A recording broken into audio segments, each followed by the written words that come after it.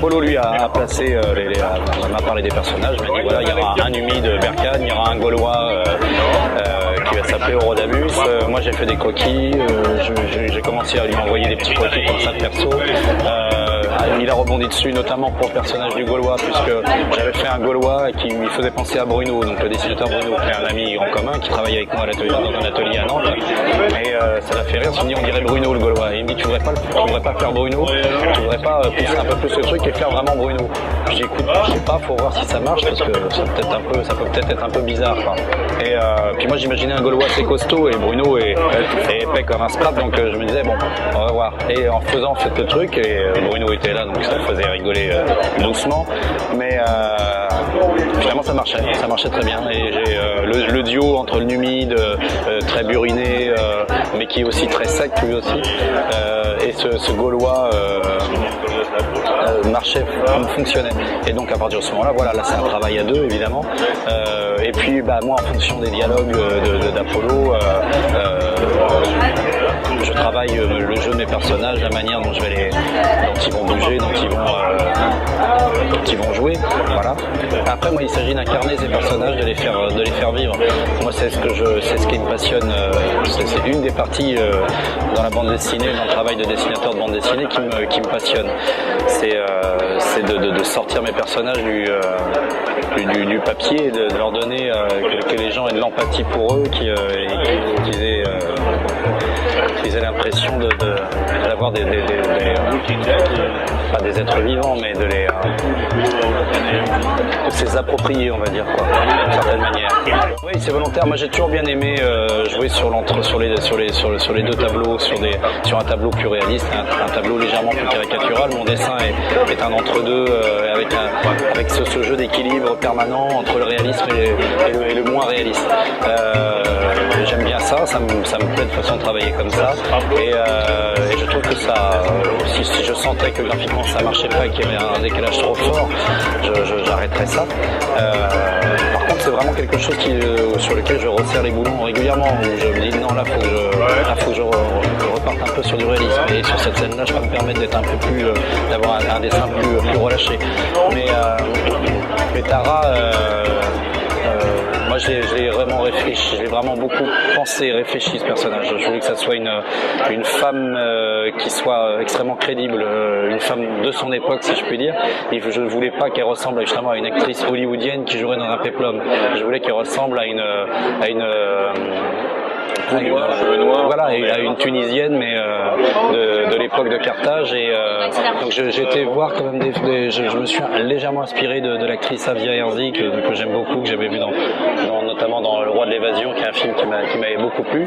Et puis dans La Graine et Mulet, c'était une actrice qui me touchait physiquement. Je la trouve déjà, elle dégage beaucoup de sensualité. Et j'avais envie que Tara soit cet entre-deux d'une femme à la fois extrêmement on sent qu'elle a été élevée à la dure, qu'elle a les deux pieds sur terre, mais elle peut se révéler extrêmement sensuelle aussi quand elle a besoin de ça. Et je savais qu'Apollo allait construire aussi un personnage féminin qui allait être à l'inverse d'une potiche, quoi. Je savais qu'Apollo lui donnerait beaucoup de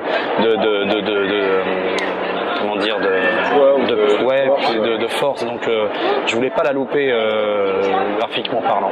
Je voulais qu'il y ait ça, ça m'amuse beaucoup, par exemple au début, elle a une pilosité assez impressionnante sous les bras, mais parce que je me disais, et là c'est une forme de réalisme, je me disais, une femme à cette époque-là ne se rasait pas les poils sous les bras, ou alors c'était peut-être exceptionnel. Je le fais uniquement quand elle devient vestale, en me disant tiens, peut-être que là éventuellement il y avait une raison de les rendre beaucoup plus d'avoir une image plus vierge entre guillemets de cette femme. Mais avant, c'est une petite nana qui a été élevée par une guilde de voleurs, et il faut qu'elle soit presque qu'on sente ça dans son physique aussi, quoi.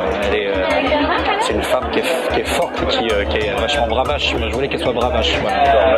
Elle est centrale, c'est elle qui on pourrait lui rajouter des cordes en dessous des mains parce que c'est elle qui dirige Berkane et Eurodavus. Ils ont l'impression de maîtriser la situation, mais ils ne maîtrisent strictement rien. C'est elle qui sait. À un moment, ce que j'aime bien chez Apollo aussi, c'est qu'il montre les faiblesses aussi de Tara, qui à un moment commence à ne plus supporter cette situation où elle se retrouve enfermée dans un temple. Et j'aime bien ce moment de faiblesse chez elle où on sent que là elle perd pied aussi, quoi. Et les rapports entre les personnages sont très très chouettes.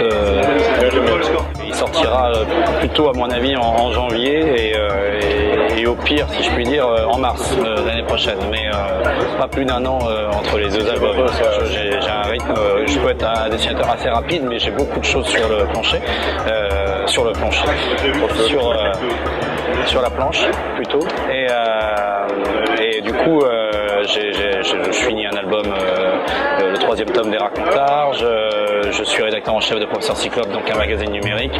Et tout ça prend du temps. Puis c'est un album Carthage qui demande quand même beaucoup de boulot. C'est pas, je me suis énormément amusé à le dessiner, mais c'est énormément de travail. J'ai poussé le curseur vers un dessin plus détaillé, plus chargé, plus fourni, parce que j'estimais que ça valait le coup. Je travaille au crayon de bois ou au crayon à papier, ça dépend de quelle région on vient. Moi je dis crayon de bois. Et finalement je pensais que ça allait peut-être me permettre d'être plus rapide. Et c'est tout le contraire. C'est parce qu'il y a tout un travail de nettoyage ensuite à l'ordinateur et ensuite évidemment il y a le travail d'Isabelle Merlet qui est un travail fantastique de mise en couleur et que dès que je peux en parler, j'en parle parce que je suis extrêmement content de son travail à Isabelle. Donc voilà, donc ça demande un peu de temps.